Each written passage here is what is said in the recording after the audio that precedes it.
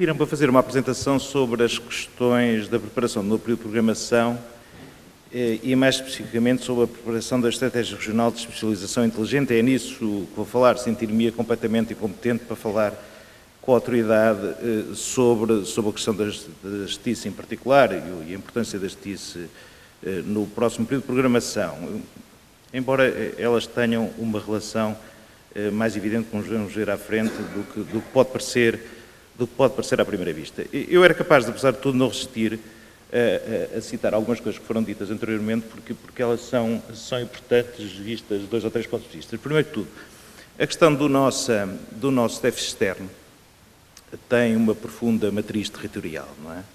Nós não somos um país globalmente, somos um país globalmente deficitário, isto é, temos uma balança de bens e serviços deficitária, temos uma balança corrente que às vezes equilibra, estava desequilibrada há muitos anos, mas nem todos os territórios de Portugal têm um déficit da sua balança de bens e serviços e têm déficit persistente da sua balança de bens e serviços. O que nós descobrimos, quando estudamos isto com maior detalhe, é que esse déficit da balança de bens e serviços, ou esse equilíbrio na balança de bens e serviços a nível nacional, tem profundas matrizes ou matizes territoriais. E por isso o que descobrimos é que as regiões mais especializadas em bens e serviços transacionáveis, o que já sabíamos, têm déficits, têm excedentes persistentes e com alguma dimensão em termos absolutos e relativos da sua balança de bens e serviços, e descobrimos que outras regiões mais especializadas na produção de bens e serviços não transacionáveis têm existentes e no global temos esse déficit. Isso não é um julgamento moral, o processo de desenvolvimento são processos cumulativos, são historicamente determinados muitas vezes e por isso as coisas são como são. Isto para dar uma ideia que a região do Norte é a região mais exportadora do país, mas é sobretudo aquela que gera o maior excedente em termos absolutos e relativos e é aquela que mais contribui para a diminuição dessa dimensão, desse endividamento externo desde sempre.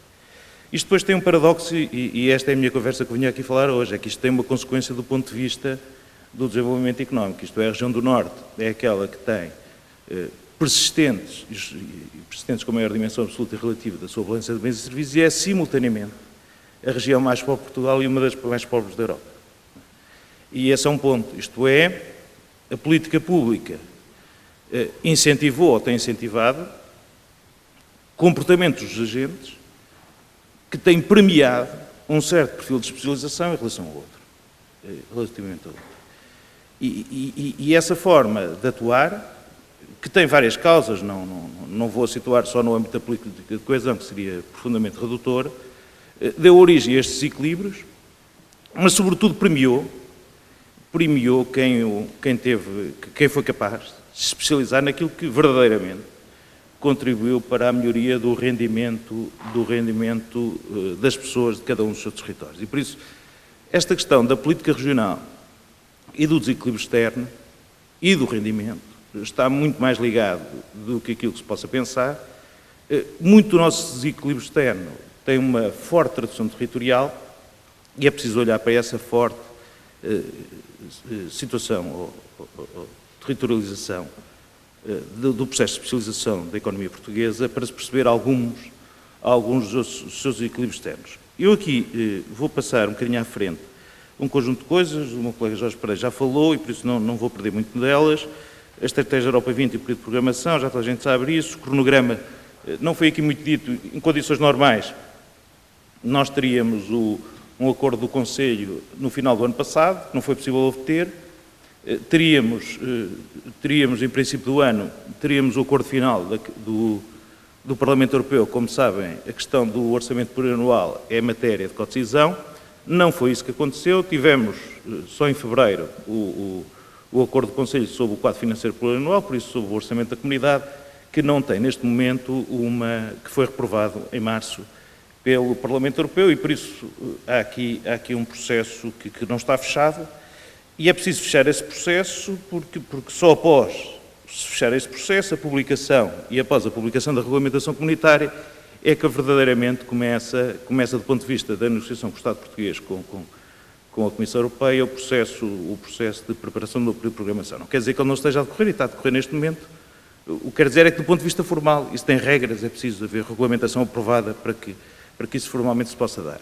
Se tudo corresse como era normal, ao fim de 4 meses, Portugal seria obrigado, na pior das hipóteses, a apresentar o acordo de parceria, em que já tinha uma estrutura de programação base e teria mais 4 meses para apresentar os programas operacionais regionais. Nada, eu podia ter apresentado tudo da mesma maneira, mas isto é para termos uma ideia um bocadinho dos calendários que temos pela frente e das condicionantes que temos destes calendários. Do ponto de vista do orçamento, vale a pena dizer uma coisa, normalmente há uma enorme confusão entre estratégia Europa 2020 e política de coesão. Não são a mesma coisa, são coisas complementares, evidentemente, isto é, a política de coesão articula-se com a estratégia Europa 2020, muitos dos seus objetivos estão alinhados com os objetivos da Europa 2020, mas a Europa 2020 está muito para além dessa dimensão da política de coesão. A política de coesão visa assegurar o processo de convergência real das regiões, é avaliado pelo PIB per capita em paridade de poder de compra e é com base nesse indicador que a gente vê os resultados da política de coesão, independentemente, ou complementarmente, se quiser, com a Europa 2020. Isto é para dizer uma coisa, que a política de coesão não é assim tão importante no contexto do orçamento da comunidade. Não é? E nós alinhamos muito a questão da estratégia Europa 2020 com a política de coesão e não o fazemos muitas vezes, relativamente a outras políticas. Dou aqui o exemplo das políticas setoriais que têm esta dimensão, que basicamente temos aqui a política agrícola comum. E por isso é verdade que a política agrícola comum também contribui para a estratégia Europa 2020, mas esta confusão entre objetivos autónomos da política agrícola comum e a estratégia Europa 2020 jamais seria possível nesta área, mas é possível na política de coesão e por isso não queria deixar de sublinhar esta dimensão. Sobre a questão mais operacional, a Europa tem um quadro estratégico europeu, financiado por 3 fundos estruturais, FEDER, FSE, Fundo de Coesão, e depois 2 fundos autónomos, que é o FEDER, o Fundo Europeu Agrícola para o Desenvolvimento Rural, e o Fundo Europeu dos Assuntos Marítimos e das Pescas, que são programados, que são fundos autónomos, não são fundos estruturais.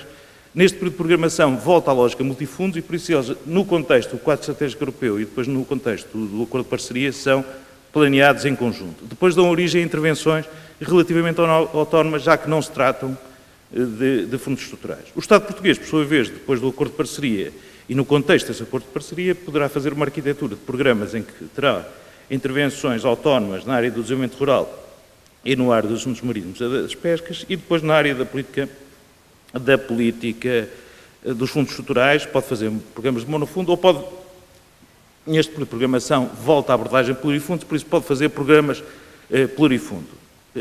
E isso é uma novidade relativamente ao passado. Isto já aqui foi dado, isto é, o mapa é igual e tudo. Os principais fundos, a política de coesão incide em determinados territórios, basicamente estamos a falar de Portugal, da Andaluzia, do sul de Itália e dos países de leste, basicamente. É onde tem menos população, mas é que onde concentram relativamente mais recursos. Tem uma questão muito importante que é o processo de programação das políticas é hoje muito mais partilhado que era no passado. Qualquer programa operacional no futuro terá tanto os eixos prioritários quanto os objetivos temáticos selecionar. E os eixos prioritários de intervenção terão a designação desses objetivos temáticos. Dentro destes objetivos temáticos, por sua vez, existem prioridades de investimento e por isso é estas prioridades de investimento que têm que ser respeitadas. E por isso, desse ponto de vista, é um período de programação que é mais partilhado, mais sistematizado, num certo sentido, e por isso dando menos aso a alguma imaginação e criatividade, mas também, por outro lado, impede-nos fazer algo que nós, apesar de tudo, temos feito em muitos períodos de programação, nós e outros países, desse ponto de vista não há grande diferença, que é fazer o chamado planeamento proclamatório. Por isso, nós normalmente estabelecemos para nós próprios visões, objetivos e desígnios deste género, sem nenhuma tradução do ponto de vista dos instrumentos de política que lhes permitem depois concretizá-los na prática. Por isso, este planeamento relativamente mais aterrado não é capaz de nos vir permitir um maior pragmatismo no processo de programação. Aquilo que muda muita coisa, já aqui foi falado, eu chamava a atenção de 2 coisas que me parecem importantes, que é a questão da condicionalidade ex ante e, por isso, da necessidade de expor estratégias regionais de especialização inteligente. Eu quero aqui chamar a atenção de uma coisa que foi aqui dita, mas tem que ficar relativamente claro. As estratégias chamam-se RIS, não se chamam NIS. Não é? E vamos lá ver, e isto cruza-se com outra coisa. O que está previsto na regulamentação comunitária é que há uma condicionalidade ex ante, que é um país apresentar um plano nacional de inovação ou planos regionais de inovação. Não é? E isso é condicionalidade ex ante. não é? E dependerá do Estado português decidir em que termos o vai fazer, e falo lá seguramente com toda a legitimidade, que é suposto fazê-lo. Confundir isto com estratégias de especialização inteligente já me parece um bocado mais complicado, não é? Por isso é bom separar a questão da condicionalidade ex ante daquilo que é uma matriz de pensamento, isto é, que nós estamos a falar de um conceito com evidência analítica, não é? Com trabalho empírico sobre ele, porque senão confundimos, não é? Senão confundimos. Isto é, se nós olharmos para aquilo que é o nosso trabalho e olharmos de maneira qualitativa como é que nós nos apresentamos do ponto de vista regional, a região do Norte é a maior região no depois do país, sobre isso também não há dúvidas. É uma região, do ponto de vista de dimensão, é uma região de média dimensão, média e alta dimensão no contexto europeu. Por isso aquela ideia que nós temos, recorrente, que Portugal é um país pequeno, Portugal é um país médio no contexto europeu, não é? As razões do ponto de vista sociocultural, porque nos consideramos pequenos, é uma coisa que me ultrapassa, porque ela não tem nenhuma tradução, nem do ponto de vista geográfico, nem do ponto de vista populacional, nem do ponto de vista político, e por isso é algo que me ultrapassa.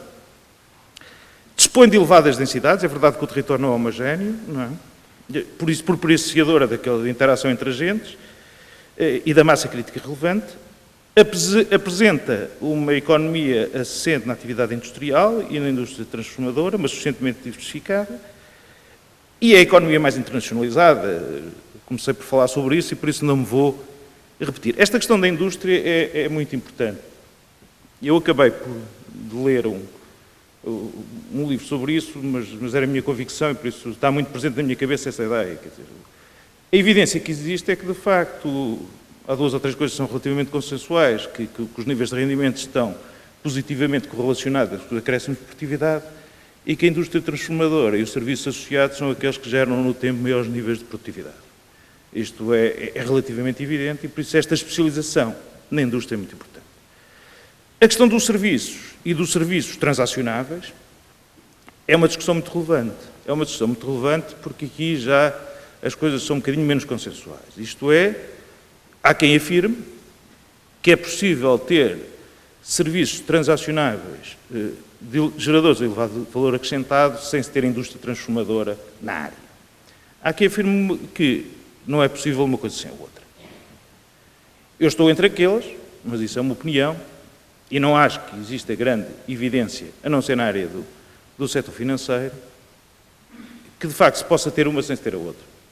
Não há evidência em nenhum país, nem nenhuma região que se tenha desenvolvido por este mundo ao fim de 2 séculos em que esta relação entre indústria e serviços não esteja muito associada. E por isso, se nós olharmos para o conceito de especialização inteligente, tal qual como eu apresentei e interpretei, e se olharmos para a região do Norte, tínhamos todas as condições para ser uma região bem-sucedida do ponto de vista da construção de uma estratégia de especialização inteligente.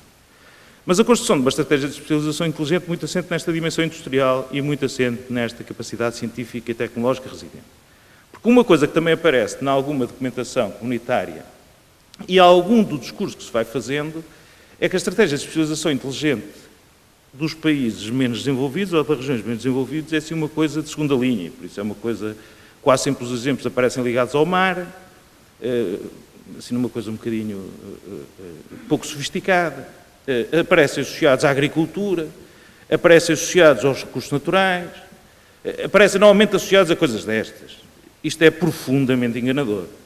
E é profundamente enganador no que diz respeito à região norte e qualquer processo de desenvolvimento económico. Os únicos países desenvolvidos que vivem estratégias mais ou menos inteligentes de exploração de recursos naturais são os países que exportam petróleo e esses, enquanto o petróleo for dando, de facto, podem ter uma estratégia mais ou menos inteligente, mas não há, mais uma vez, nenhum exemplo no mundo de desenvolvimento sem diversidade económica, sem domínio de competências científicas e tecnológicas muito relevantes em cada contexto histórico, e por isso convém, quando a gente esteja a trabalhar numa estratégia de especialização inteligente, seja qual for, ou no de programação, ou em políticas de desenvolvimento económico, a gente não se iluda sobre algum regresso ao passado por tantos soldados. Não há nenhum exemplo de desenvolvimento a partir de setores de baixa produtividade. No âmbito do processo que estamos a encetar, Nós abarcamos este conceito da estratégia de especialização inteligente, somos muito partidários desta dimensão da variedade relacionada. E por isso definimos alguns domínios prioritários que agora vamos estudar e já vamos ver como é que os vamos estudar. As definições estão aí, elas sobretudo são ilustrativas desse conceito de variedade relacionada. Isto é, normalmente não há aqui uma aposta setorial, não há aqui uma aposta numa tecnologia, há uma aposta numa combinação virtuosa entre determinadas atividades económicas e determinadas tecnologias, numa perspectiva da afirmação global como aqui está. Não é? Temos estas áreas de aposta, não queria perder muito tempo com elas, senão nunca mais saio daqui. Deixo só os títulos e as definições. E mais importante disso é o que é que a gente vai fazer com isto. Não é? Isto não é propriamente um trabalho académico e por isso interessa-me pouco, ou interessa-nos muito pouco, as definições do que temos aqui. Bem, o que é que nos interessa a seguir? Eu não sei se já demorei muito tempo, isto sem moderador, fico sempre... Eu não uso o relógio, está um bocado apertado. Bem, a Comissão de Coordenação faz parte de um grupo de trabalho que foi constituído no âmbito do Ministério da Economia, já fez aqui os trabalhos de casa, agora como se costumam dizer de maneira relativamente infeliz, daquilo tudo que lhe mandaram fazer, e sobretudo o que se trata agora, no âmbito da Iniciativa Norte 2020 e na preparação do novo programação, é abrir esse debate e tentar aprofundar o diagnóstico do ponto de vista prospectivo e do ponto de vista da definição dos instrumentos de política. Isto tem um modelo de governação próprio, já passou em vários órgãos próprios, está para aqui já. Depois de produzir esta documentação toda no âmbito deste grupo de trabalho, já foi feita a aprovação no Conselho Regional da Iniciativa, foi feito o lançamento foi feito na Comissão Permanente do Conselho Regional a aprovação do Comitê de Pilotagem e dos ateliês. Espera-se até ao fim do mês de ter reunido esse Comitê de Pilotagem para a aprovação do documento de diagnóstico prospectivo para uma primeira fase de consulta pública. Espera-se em simultâneo, ou até com alguma sobreposição, mas dependerá dos calendários também de negociação com a Comissão Europeia e da estratégia que a nível nacional venha a ser decidido sobre isso, a própria forma como nós vamos trabalhar e interagir com os atores para chegarmos a propostas relativamente mais concretas. Pois, Sobre esta parte, nós iremos começar, nós já fizemos mais uma vez os trabalhos de casa, isto é, fizemos os diagnósticos que tínhamos para fazer, interagimos pontualmente com pessoas para tentar perceber se isto eram áreas de apostas ou não eram,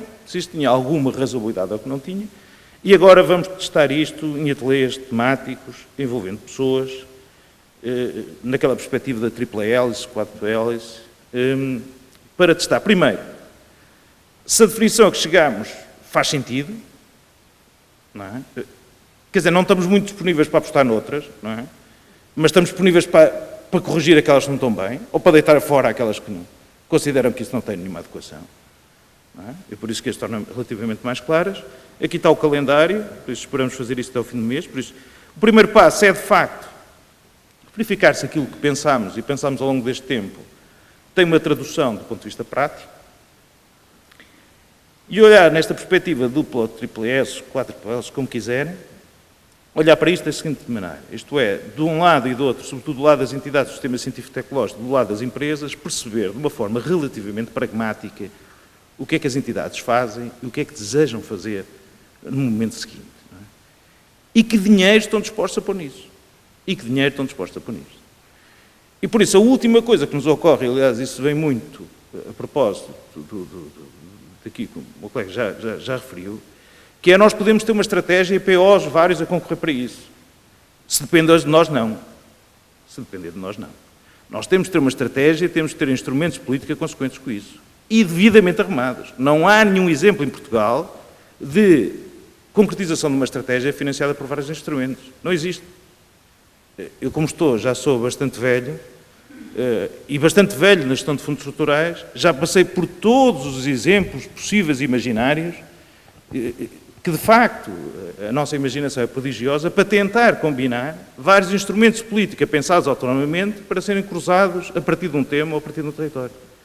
Não há, se houver inteligência em Portugal, diria que quem ouvir falar disso deve imediatamente dizer que não colabora uma coisa dessa. Senão a gente vai repetir o erro 30 vezes, quer dizer, isso também cansa um bocado. Não é? Por isso nós temos de ser relativamente consequentes. Temos uma estratégia e temos aqueles instrumentos de política para fazer aquela estratégia. É que, de facto, o problema disto é um problema de responsabilização e da tal boa accountability. É sempre a mesma história. Ou a gente tem alguém que se responsabiliza do ponto de vista dos instrumentos financeiros para concretizar aquela estratégia, ou há um problema de diluição de responsabilidades e por isso ninguém responde por nada. E por isso, desse ponto de vista, tem que ficar muito claro o que é que as pessoas fazem, o que é que as pessoas esperam fazer, o que é que estão dispostas a pôr nisso, não é? Que recursos é que há disponíveis do período de programação e, sobretudo, aqui uma questão muito importante, perceber que, porventura, vamos ter problemas de articulação entre aquilo que do lado do sistema científico-tecnológico vem fazendo e espera fazer, daquilo que do lado das empresas vem fazendo e esperam fazer, e aqui é muito importante perceber o que é que são empresas que têm capacidade ou não de expansão da sua oferta produtiva na produção de bens e serviços transacionáveis e aquelas que estão a trabalhar, mas não têm nenhuma expectativa de expansão da oferta, porque nós estamos a falar de fundos estruturais que apoiam dinâmicas de investimento, e perceber se isso se articula, e por isso, quando isso se articular, nós diremos que estamos numa situação positiva do ponto de vista da dimensão crítica relevante. Quando não se articula, temos duas hipóteses. Ou existe algum potencial de articulação, e a questão do lado das empresas parece-me aqui mais crítico do lado das entidades do sistema científico-tecnológico, porventura vai haver algumas lacunas a esse nível, e vamos ter que perceber se a lógica do empreendedorismo, se a lógica de captação de investimentos diretos estrangeiros é capaz de suprir essas falhas, ou se não for capaz, apesar de relevante, ou porventura alguma dimensão, do ponto de vista do sistema científico-tecnológico, tudo aquilo que se faz nessa área, embora muito relevante, não entra numa estratégia regional de especialização inteligente. Não quer dizer que seja relevante e não deva ser apoiado noutro sítio. Numa estratégia regional de especialização inteligente é que não me parece que possa ser. E por isso também isso é muito, muito importante. E por isso o resultado final deve ser uma matriz para cada tema, que diga exatamente quais são as linhas de trabalho que cada um deve fazer e como é que se cruzam e onde é que de facto há a dimensão relevante. E se desse ponto de vista conseguirmos ter uma atitude relativamente pragmática, podemos ter uma estratégia relativamente clara do ponto de vista daquilo que queremos fazer e do ponto de vista daquilo que queremos fazer no curto prazo. Vamos lá ver, se tudo corresse bem, no dia 1 de janeiro havia novos fundos estruturais. E por isso nós podíamos estar no dia 1 de janeiro a pegar nessa estratégia e a lançar os instrumentos de política pública a dizer agora concorram para isto. O objetivo é que em 1 de janeiro, depois da gente desenhar uma estratégia, não estejamos neste período de programação a inventar os avisos e a inventar as políticas para depois ver se em algum momento isto bate com aquilo que escrevemos. O objetivo seria chegar a uma estratégia relativamente prática e consequente. Nós vamos ter um problema nesta discussão que vamos ter com os diferentes atores regionais, que é um problema que já aqui se falou, embora indiretamente, e como estas leituras últimas me influenciaram mais do que as leituras que fiz há mais tempo, e por isso é o que tenho mais na cabeça, que é a relação de desenvolvimento económico com cultura e com a dimensão do comportamento cultural sobre isso. Há quem diga que a cultura dos povos determina o processo de desenvolvimento económico. Isso historicamente é muito interessante, porque o capitalismo, sobretudo, começou nos países protestantes e por isso rapidamente se alargou a ideia de que o protestantismo era uma condição fundamental para o processo de desenvolvimento económico, tal qual nós o pensamos. Mais tarde, o processo de desenvolvimento económico alargou-se à Europa continental e então passámos a dizer, não, o protestantismo é importante, mas basicamente o cristianismo é que é fundamental do ponto de vista da matriz cultural para o desenvolvimento económico. Mais tarde apareceu o Japão. E então descobrimos que o confessionismo pode não ser muito mau, mas é uma certa variedade de confessionismo para o desenvolvimento económico. O problema é que se alastrou nos países do Oriente e agora já estamos todos baratos que, apesar de tudo, o confessionismo não é mau. Não é mau e propicia o desenvolvimento económico. Entretanto, apesar de não gostarmos muito da religião islâmica, há países islâmicos desenvolvidos. Aliás, num desses livros que eu li, descobri que o Banco Central que tem mais mulheres é o Banco da Malásia, apesar de estarmos a falar de um país islâmico. Isto tudo para dizer o quê? Isto tudo para dizer que a dimensão cultural, portuguesa não gera nenhuma condicionante ao processo de desenvolvimento económico. Isto é, o processo de desenvolvimento económico é que é fundamental para a alteração de alguns padrões culturais que são profundamente importantes para o processo de desenvolvimento económico. E, por isso, eu espero que este exercício que nós vamos fazer de concertação de atores seja um exercício que permita, exatamente, trazer mais desenvolvimento económico, que permita alterar e induzir novos padrões de comportamento cultural. Muito obrigado.